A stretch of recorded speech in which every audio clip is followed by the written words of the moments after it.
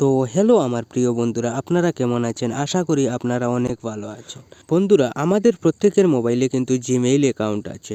আমরা যখন নতুন মোবাইল কিনে আনি তখন কিন্তু জিমেইলে অ্যাকাউন্ট বানাতে হয়, কিন্তু পরে যখন আমরা অন্য মোবাইলে এই জিমেল আইডিটি লগ ইন করতে চাই তখন কিন্তু পাসওয়ার্ডটি ভুলে যাই, তখন আর পাসওয়ার্ডটি মনে থাকে না। তো বন্ধুরা, পাসওয়ার্ড ছাড়া কিন্তু জিমেইল অ্যাকাউন্টটি লগ ইন করা সম্ভব নয়। বন্ধুরা, আপনারা আজকের ভিডিওটি মনোযোগ সহকারে দেখুন। পাসওয়ার্ড ভুলে গেছেন তো কী হয়েছে? আপনার জিমেইল অ্যাকাউন্টটি হারাবে না, আপনার জিমেইল অ্যাকাউন্টটি আপনার কাছেই থাকবে।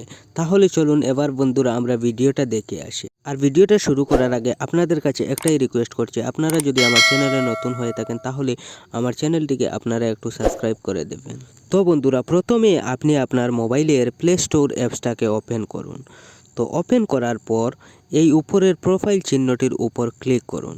তো ক্লিক করার পর এখানে দেখুন গুগল অ্যাকাউন্ট লেখা আছে, তো আপনি ওই লেখাটির উপর ক্লিক করুন। তো ক্লিক করার পর আপনার সামনে এরকম একটি পেজ আসবে। তো আপনি একটু সাইটের দিকে গিয়ে দেখবেন সিকিউরিটি বলে লেখা আছে, তো আপনি ওই লেখাটির উপর ক্লিক করুন। তো সিকিউরিটি লেখাটির উপর ক্লিক করার পর একটু নিচে গিয়ে দেখবেন পাসওয়ার্ড বলে লেখা আছে, তো আপনি ওই পাসওয়ার্ড লেখাটির উপর ক্লিক করবেন। তো তারপর দেখবেন ফিঙ্গার লকটি আসবে, তো আপনি এখান থেকে ফিঙ্গার লকটি খুলবেন। তারপর আপনার সামনে এরকম একটি পেজ আসবে। বন্ধুরা, এখানে আপনারা আপনাদের নতুন পাসওয়ার্ড দেবেন। দুটি বক্স আসবে, আপনি সেম দুটি বক্সে পাসওয়ার্ড দিয়ে দেবেন। এরকম একটি স্ট্রং পাসওয়ার্ড দিবেন, আমি যেরকম দেখিয়ে দিচ্ছি। আর আপনি ওই পাসওয়ার্ডের বক্সে 8টি নাম্বার দিয়ে দেবেন, না হলে কিন্তু আপনার পাসওয়ার্ডটি এখানে শো করবে না। তো পাসওয়ার্ডটি দেওয়ার পর নিচে দেখবেন চেঞ্জ পাসওয়ার্ড লেখা আছে, তো আপনি ওই লেখাটির উপর ক্লিক করবেন। চেঞ্জ করার পর আপনি আবারও চেঞ্জ পাসওয়ার্ডে ক্লিক করবেন।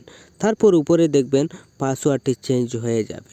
তো বন্ধুরা, যদিও আপনি জিমেইলের পাসওয়ার্ড ভুলে যান, এরকম কিন্তু পাসওয়ার্ডটি চেঞ্জ করতে পারবেন। তাহলে বন্ধুরা, এই ছিল আজকের ভিডিও। আর ভিডিওটা যদি আপনাদের কাছে একটু ভালো লেগে থাকে তাহলে আমার ভিডিওটাকে আপনারা একটি লাইক দিয়ে যাবেন। ধন্যবাদ।